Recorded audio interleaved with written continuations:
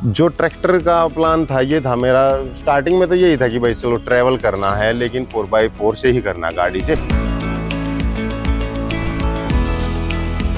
किस तरह से हम उसको ऐसा बना लें कि भाई उसी में जो हम रह सके, उसी में जो है सो सके, इस तरीके से फिर मैंने जो है ना इस पे कैबिन तैयार करा।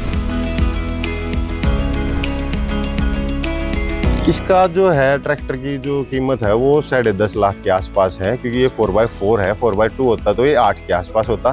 तो इसको जो है ना मैंने किस्तों पे लिया है।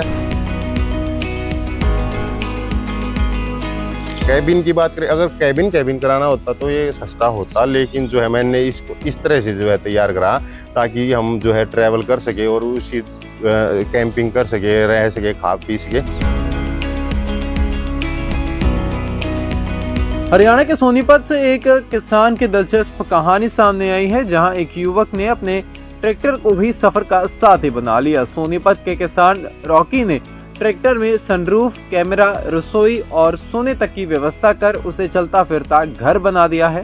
करीब 10 लाख रुपए का ये ट्रैक्टर पर 4 लाख रुपए खर्च कर उसे खास तौर पर मॉडिफिकेशन जो है वो करवाई गई है। इसी ट्रैक्टर से रॉकी काजा, स्पीति और 4 धाम की यात्रा भी कर चुके हैं।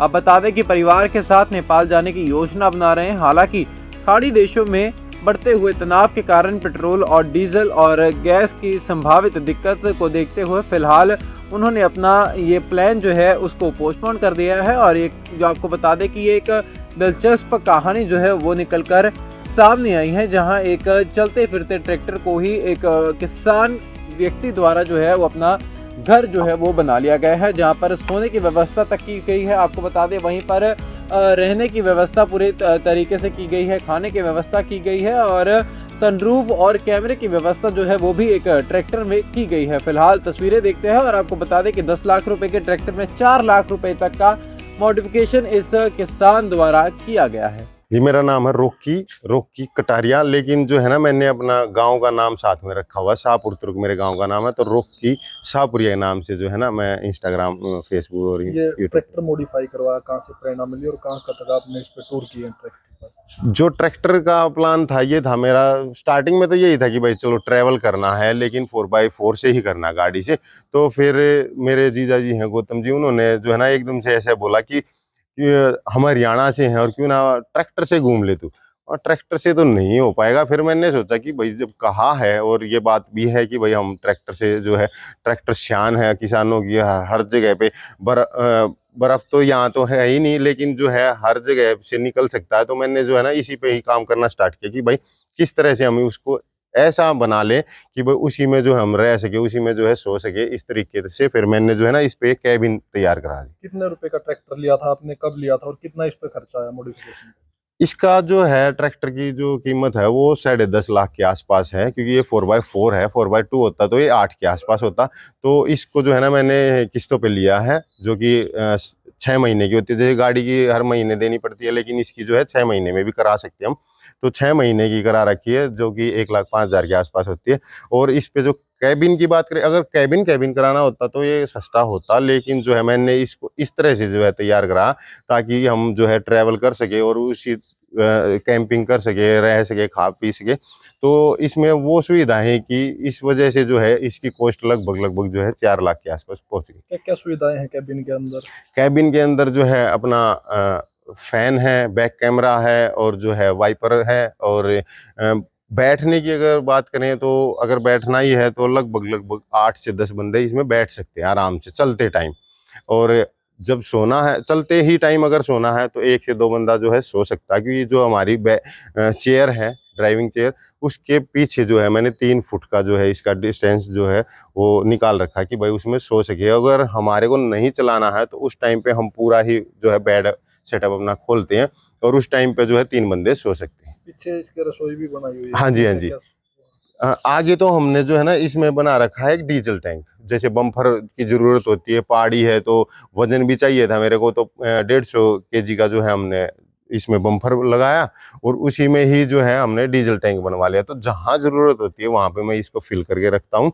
और बैक साइड में है वो हमने किचन सेटअप बना रखा है, क्योंकि बाहर का बार बार हम खा नहीं सकते। और दूसरी बात ये है, जब हम ट्रैक्टर से चल रहे हैं ना तो हमारे को पूरा पूरा ये ध्यान रखना है कि भाई हम चाह कर भी एक जगह पे नहीं भी पहुंच सकते कि भाई वहां तक जाना हमारे को, लेकिन रास्ता खराब है तो होटल तक पहुंच ही नहीं पाए, या कोई दुकान ढाबे तक हम पहुंच ही नहीं पाए, तो मैंने जो है ना इसी में ही किचन सेटअप कर रखा और हल्का फुल्का जो है वो बना लेते हैं। हालांकि रोटी तक भी मैं बना लेता हूँ, इसी में ही बना के खा लेते हैं। सनरूफ भी है शायद इसमें। जी जी जी, ऊपर इसमें जो है सनरूफ है, पावर पॉइंट है, तो खिड़की है, पीछे हैंगर हैं, और अंदर ही जैसे ये थोड़ा आप स्पेस देख रहे हो, ये वाला स्पेस और कुछ अंदर ही स्पेस हमने बना रखा है, ताकि अगर हम बारिश है या कोई ऐसी सिचुएशन है हमारे को नीचे नहीं उतरना है, तो उसमें भी सामान हम जो है कैरी करके चलते हैं खाने कहाँ पीने का। कहाँ तक आपने ट्रैवल किया है ट्रैक्टर से? इसमें जो है, जैसा कि मैंने बताया कि ये मैंने सर्दियों में तैयार करा था, तो पहले तो मैं गया विंटर स्पीति के लिए, माइनस जो है 25 से 30 टेम्परेचर में मैं इसी में रहा, और जो कि यूज करते हैं स्लीपिंग बैग, नहीं वो यूज ना करके हमने नॉर्मल जो घर के कंबल होते हैं 2 कंबल लेके उसी में सोया, डबल डबल। और साथ साथ में जो है लद्दाख गया। इसमें लद्दाख में भी ये नहीं है कि लद्दाख गए और वापस आ गए, नहीं, सियाचिन बेस कैंप और नुब्रा वैली, थांग विलेज, उमिंगला। उमिंगला जो है वर्ल्ड का हाईएस्ट मोटेबल रोड है, 19,024 फीट, पूरी दुनिया में रोड अपने इंडिया में ही बना हुआ है जहाँ तक जो है पहुंच सकती हैं गाड़ियां। तो वहां भी हम इसको लेके गए और वहां भी हमने इसको जो है चढ़ाया, और उसके बाद जो है मैंने किए इसमें 4 धाम, और उसके बाद जो है हम निकले थे अपनी आदि कैलाश ओम पर्वत की यात्रा पे।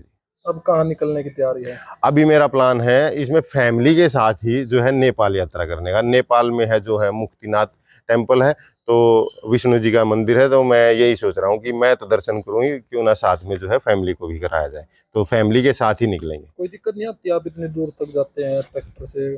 दिक्कतें जो होती हैं वो नॉर्मल पहले से ही मेरे को जब लेना था या ले रहा था मैं, तभी महसूस था कि भाई एक तो दिक्कत रहेगी सबसे बड़ी जो रहेगी टाइमिंग की, कि हम टाइम पे नहीं पहुंच पाएंगे, तो हमने टाइम स्लो कर दिया कि भाई ठीक है हम इतने में ही चलेंगे, इतना ही डिस्टेंस कवर कर सकते हैं। क्योंकि अगर इसको ये लगा लो कि डिस्टेंस ही कवर करना हो, जैसे काफ़ी क्वेश्चन होते हैं कि भाई कितने दिन में किया। अगर देखो मेरे को जाना है आना है तो फिर मैं बहुत जल्दी ही कर सकता हूँ, लद्दाख बहुत ज़्यादा दूर नहीं है, क्योंकि एक टाइम पे मैं जोशीमठ से थोड़ा निकला और वहां से यहाँ तक आ गया, मतलब मैंने जो है ना 27 घंटे ट्रैक्टर चलाया, और जो है 400 करीब करीब 40-50 किलोमीटर ड्राइव करके जो है मैं घर तक पहुंच गया था। हालांकि उसमें 27 घंटे लगे, तो मेरे को ओके है सब कुछ। बस इसमें ये है कि स्लो है तो बैठे रहना, बस देखते रहो रोड पे, पकड़े रखो स्टेयरिंग को और चलते रहो, ये चीजें।